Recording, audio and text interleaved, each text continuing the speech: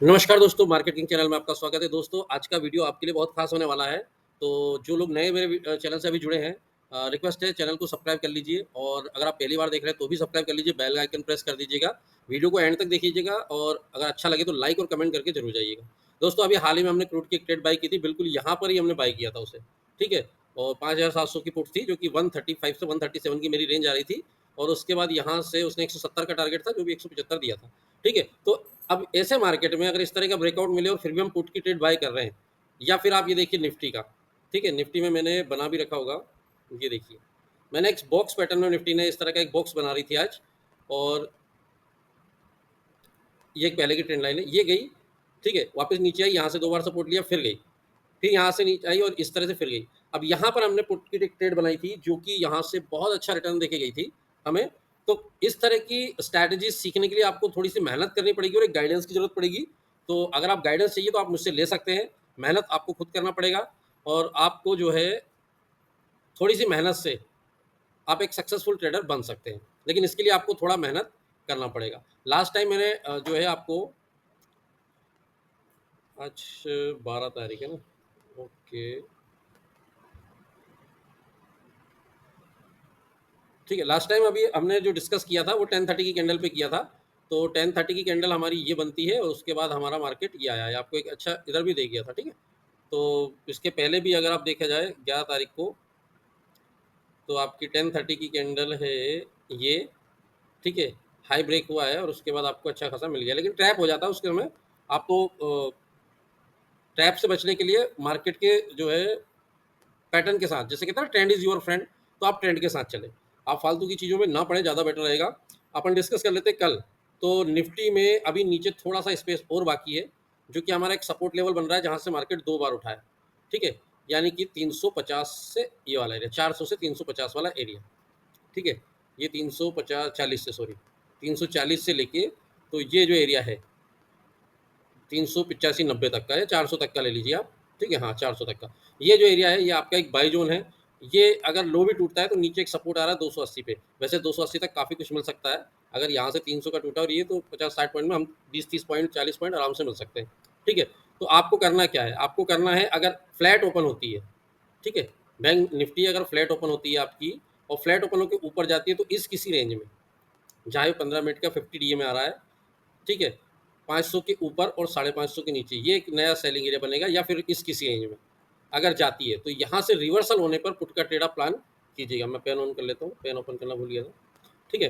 तो हमें क्या करना है, इस किसी रेंज में अगर निफ्टी ओपन होकर इस किसी रेंज में जा रही है, जैसे लग रहा है कि ग्लोबल को देखते हुए पूरा ग्रीन है, तो मे भी हो सकता है कि गैप अप ही ओपन हो। तो अगर इस तरह का ओपन होता है,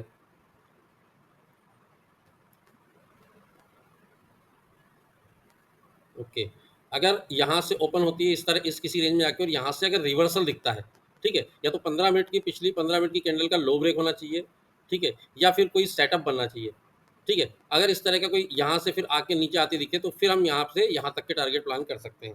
400, 350 और जो हमारा 200 डीएम आ रहा है 200 के लगभग, वहाँ तक भी आपका जाने का चांसेस बनता है, ठीक है? और अगर ये ना हो, गैप डाउन तो ओपन होने के चांसेस नहीं लग रहे हैं जिस तरह से ग्लोबल देख रहे हैं, ठीक है? या फिर फ्लैट ओपनिंग हो सकती है। तो अगर गैप अप ओपन हो और यहाँ कहीं रेंज से नीचे डाउन साइड का आए तो फिर हमें नीचे के टारगेट मिल जाएंगे। अगर यहाँ फ्लैट ओपन हो और फ्लैट ओपन होकर यहाँ से ऊपर जाएगी, या तो फ्लैट ओपन हो इस किसी रेंज में और यहाँ से फिर ऊपर जाए, ठीक है? तो हमें बीच में अगर आपका प्रॉपर व्यू बन रहा है और आप रिस्क रिस्क ले सकते हैं तो ही यहाँ पे उलझिएगा, अदरवाइज रिवर्सल पे ही काम करना है। टारगेट आपका ये वाला स्विंग हो सकता है, ठीक है, डाउन साइड में। ये तो हो गया आपका निफ्टी का स्ट्रैटेजी। गैप डाउन ओपन होने के चांसेस नहीं लग रहे क्योंकि ग्लोबल काफ़ी ग्रीन है, इसलिए मैं जो होने के चांसेस नहीं है वो बात करके आपको समय बर्बाद नहीं करना चाहता, ठीक है? बैंक निफ्टी तीसरी बार 55,000 की रेंज में आई है। थोड़ा सा ये मुझे कोशिश लग रहा है, इसको हम देख लेते हैं एक मिनट। बैंक निफ्टी तीसरी बार, ठीक है? लास्ट टाइम भी उन्होंने स्विंग ब्रेक किया था और इस बार भी ये। अब यहाँ से ही अगर ये वापस रिटर्न करती है,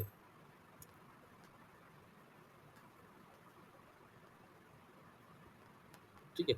बैंक निफ्टी हमारी अगर यहाँ से रिटर्न करती है, ठीक है, रिवर्सल मोड दिखता है। वैसे ये भी गैप अप होने के मोड में है। तो अगर आपको गैप अप ओपन होकर इस किसी रेंज में रिवर्सल दिखे तो सेम पैटर्न रहेगा, लेकिन टारगेट 55,000 के ही रहेंगे। इससे ज़्यादा टारगेट बैंक निफ्टी में नहीं दे सकते क्योंकि यहाँ पर जो है इसका 50 डीए में है, तो कि सॉरी 100 डीए में है। तो यहाँ पर आपको ज़्यादा कुछ मिलने के चांसेस इतने इतना ही बनेगा, ठीक है? और यहाँ से सपोर्ट लेकर बैंक निफ्टी वापस से ऊपर जा सकती है, दिन भर साइडवेज हो सकती है, जैसे पिछले कई बार हमने इस रेंज में आके साइडवेज होते हुए इसको देखा है। ये देखिए, ठीक है।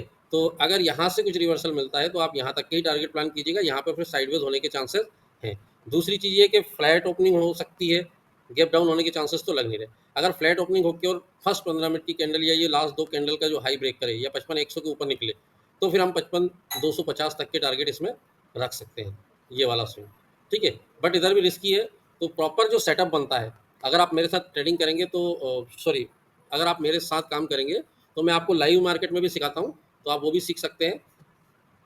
तीसरी चीज़ है जो सेटअप बनता है ना दोस्तों, अब आ जाते हैं मुद्दे की बात पे। ये तो हो गया बैंक निफ्टी का, ठीक है। अभी है मेन मुद्दे की बात। मेन मुद्दे की बात ये है कि साइकोलॉजी मार्केट में सबसे इंपॉर्टेंट होती है। एक साइकोलॉजी, आप किस माइंडसेट के साथ मार्केट में बैठे हैं, क्या साइकोलॉजी लेके बैठे हैं, और आप कितना रिस्क रिवॉर्ड लेके बैठे हैं।